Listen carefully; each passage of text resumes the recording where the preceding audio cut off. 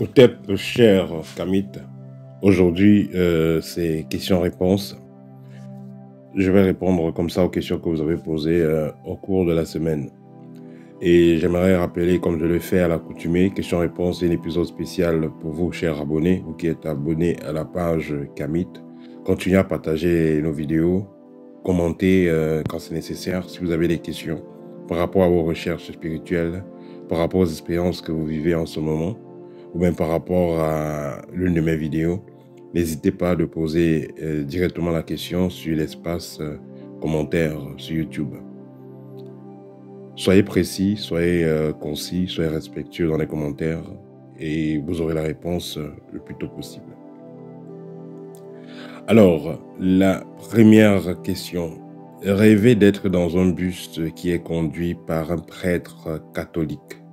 Alors, les prêtres catholiques, ou alors, si vous voyez des prêtres catholiques dans vos rêves, ou alors si vous êtes dans une église, ça signifie un danger. Donc, si le prêtre catholique conduit un bus et dans les mois à venir, ou alors dans les jours à venir, vous avez pour projet de voyager dans un bus, vous devez faire très attention.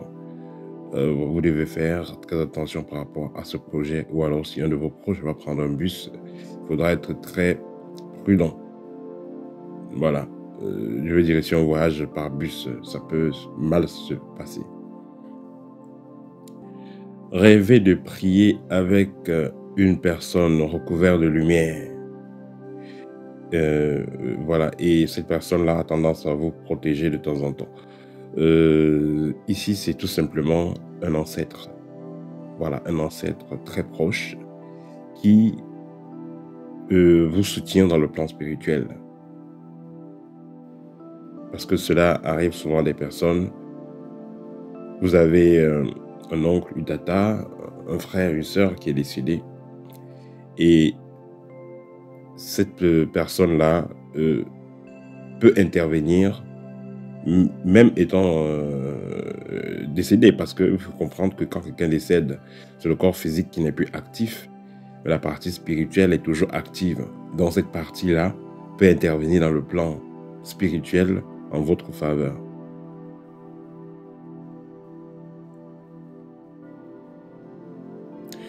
Un commentaire ici que personne a dit: quand tu donnes, on te déteste. Quand tu ne donnes pas, on te déteste. Voilà, c'était relatif à une vidéo que j'ai eu à faire. C'est comme ça que les gens sont de nos jours. Alors, que faire dans cette situation? Je voulais savoir qu'est-ce qu'il faut faire. Il est clair qu'il est important de rester dans la maths, mais ça ne veut pas dire être faible. Il y a des gens à qui il faut donner et il y a des gens à qui ne donnez pas. Il y a des gens, par exemple, qui sont se plaindre à chaque moment et qui ne feront pas d'efforts. Et surtout, il y a des gens, quand vous donnez, ils disent à peine merci. Ce type de personnes, il ne faut pas donner. Donnez à ceux qui sont reconnaissants, ceux qui vont dire merci.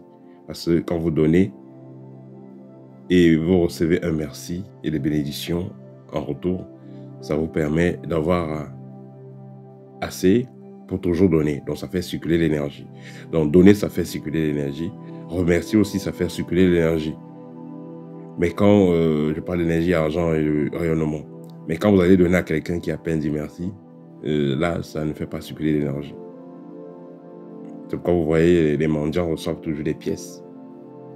Parce que la plupart se voyaient à la sortie des églises, des mosquées, voilà, ils vont tendre un bol, vous versez les pièces là, et puis ils appellent merci. Hein.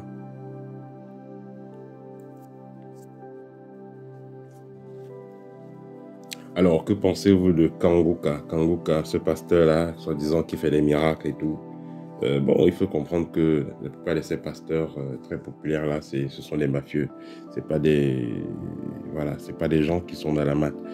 Ils peuvent raconter des bonnes choses, mais au fond, c'est pas, voilà, c'est pas des personnes vraiment sérieuses. Parce que vous allez voir avec qui elles traitent.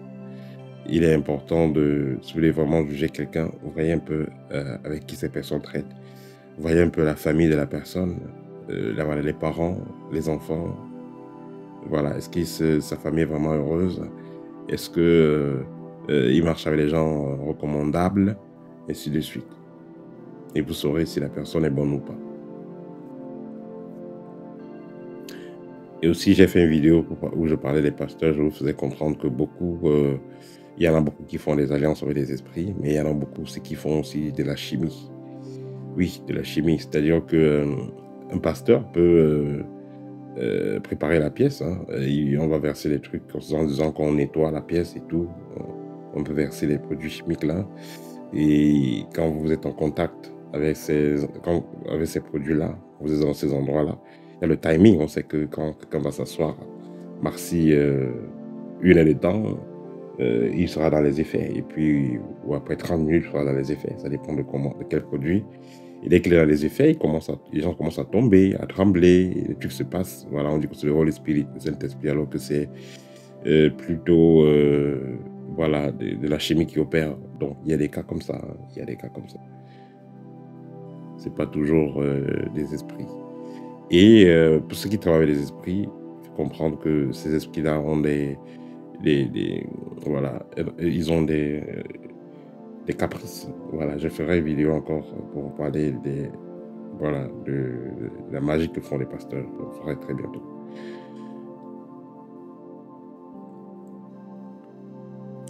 Ressentir des toiles, des effets de toiles d'araignée ou d'insectes, une fois que vous êtes proche de certaines personnes, ça veut dire que vous avez développé cette sensibilité. C'est la négativité de ces personnes-là que vous ressentez souvent.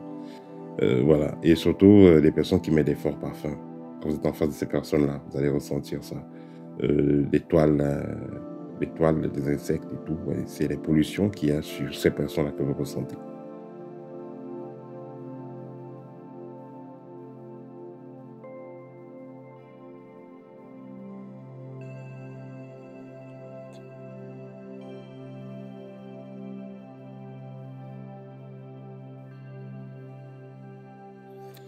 La lourdeur, recevoir de la lourdeur sur la poitrine pendant les rêves lucides.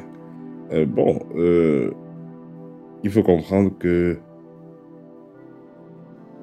la plupart des temps que vous rêvez, vous êtes en train de manger, vous êtes en train de faire des rêves lucides et autres. La plupart de ces temps-là, c'est des expériences hors du corps que vous êtes en train de vivre. Et toutes les expériences hors du corps ne sont pas des expériences qu'on fait de façon volontaire. Il y a des expériences hors du corps que vous ferez parce qu'un esprit vous a fait sortir de votre corps. Par exemple, vous êtes sur le lit et vous ressentez les lourdeurs, vous sentez les paralysies. Et voilà. Et vous êtes supposé dormir souvent. Quand vous couchez, vous dormez après 30 minutes, ou 20 minutes, ou 10 minutes. Mais vous vous couchez après 3 minutes, vous êtes en train de dormir. Vous sentez la bonne pression sur la tête et tout, la vapeur qui vous traverse tout le corps, les énergies qui traversent le corps, les mains, les pieds et tout. Ça veut dire qu'il y a un esprit là qui est à 1 mètre de vous, ou à moins d'1 mètre de vous, et qui est en train de travailler, il est en train de vous charger pour vous sortir du corps. Voilà, ça peut être un esprit positif comme un esprit négatif. Voilà, vous fait sortir du corps, une fois que vous êtes sorti du corps, voilà, il vous amène où vous vous amenez. Peut-on voler l'étoile d'une personne en lui offrant du savon? Bien entendu, on peut vous offrir du savon, et un savon qui est magnétisé, qui est préparé, et vous lavez avec ça, vous aspire. C'est pourquoi on ne prend pas des cadeaux venant de n'importe qui.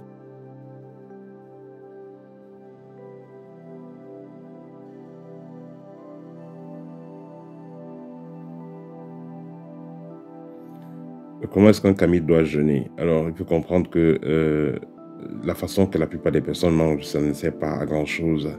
Et j'ai fait une vidéo, une fois, je parlais du danger du ramadan. Voilà, je parlais du fait que, disons, le jeûne du ramadan, que ça ne sert pas à grand-chose, que ça, au niveau spirituel, ça ne sert pas à grand-chose. J'ai fait une vidéo, je parlais de ça. Pourquoi ça ne sert pas à grand-chose? Parce que, voilà, vous allez manger euh, après 18 à 19 heures et vous arrêtez de manger à 4 heures du matin. Et avant le lever du soleil, voilà, ils doivent arrêter de manger avant le lever du soleil. Et à cette période-là, ils s'empiffrent, ils se réveillent tôt, ils s'empiffrent. Et vers 19h encore, ils vont s'empiffrer. Ils vont manger tout. Du poulet, ils vont manger du mouton, ils vont manger du riz, du lait, du yaourt, des sucreries, bref, en désordre. Or, si c'est une période de purification, on va supposer que c'est une période aussi pour monter en vibration. Vous n'allez pas vous purifier et vouloir monter en vibration quand vous avez chargé votre estomac. Donc, si celui qui veut faire le ramadan, si un musulman veut vraiment monter en vibration, ce n'est pas à cette période-là qu'il doit manger. C'est-à-dire avant le lever du soleil et après le coucher du soleil. Ce n'est pas les périodes qu'il doit manger. Pourquoi? Parce que quand vous mangez après le coucher du soleil, biologiquement, si on va vous tester avec une machine, votre taux vibratoire sera plus bas. Quand vous mangez avant le lever du soleil, votre vibration également est au plus bas pendant toute la journée. Donc vous aurez la vibration basse pendant la journée et vibration basse en soirée. Voilà.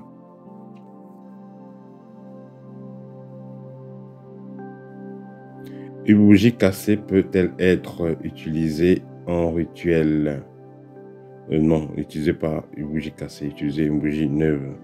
La seule utilisation que vous pouvez peut-être pour une bougie cassée, la bougie est cassée en deux par exemple, vous allez la couper et vous allez essayer de polir pour lui donner une forme normale et l'utiliser peut-être juste pour éclairer, mais pas pour une bougie d'hôtel rituel en tant que tel, juste pour éclairer ou peut-être pour allumer le charbon. Une personne dit, si mon père m'a donné une voiture qui tombe en panne tout le temps. Bon, il faut comprendre que c'est un peu délicat les voitures. Peut-être la voiture est vieille, peut-être la voiture avait déjà des problèmes. Voilà. Est-ce que quand votre papa vous donne des cadeaux, quand il vous offre des choses, est-ce que ça perdure? Si c'est qu'il vous offre des choses qui se gâtent toujours, ça veut dire que voilà, la voiture aurait pu être donnée avec des intentions pas très bonnes.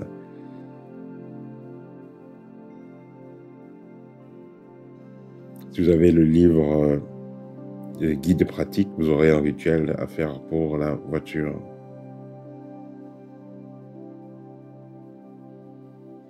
Comment anéantir les attaques mystiques? Déjà, pour la première des choses, ça sera augmenter votre taux vibratoire. Si vous avez constamment les attaques mystiques dans votre domicile, par exemple, commencez déjà à faire le ménage, et aérer la maison, voilà, installer quelques pierres, quelques plantes. Et surtout, pensez à faire des purifications à temps. Quand vous sentez que les choses ne vont pas très bien, vous n'êtes pas à l'aise, faites des purifications, n'attendez pas. Parce que plus ça va s'amplifier, plus les esprits négatifs vont créer des portails chez vous et s'enraciner à la maison. Et ça sera difficile de vous en débarrasser plus tard. Comment reconnaître un sorcier dans les couches de nuit et repas de nuit? La seule façon pour les reconnaître, c'est d'avoir un troisième œil ouvert. Et là, vous mettrez fin à cela. Parce que une fois que vous avez vu celui qui vous attaque, vous avez vu la personne yeux dans yeux, là, vous pouvez agir sur la personne et elle ne viendra plus jamais. Parce que vous ne pouvez pas combattre ce que vous ne voyez pas. Quelle est la différence entre école initiatique et loge? Une école initiatique n'est pas forcément une loge, parce que dans l'école initiatique, c'est une école où on va enseigner la science spirituelle, les sciences ésotériques, tandis qu'une loge, on apprend la science spirituelle et ésotérique, mais dans une loge, automatiquement, ils dépendent d'un égrégore.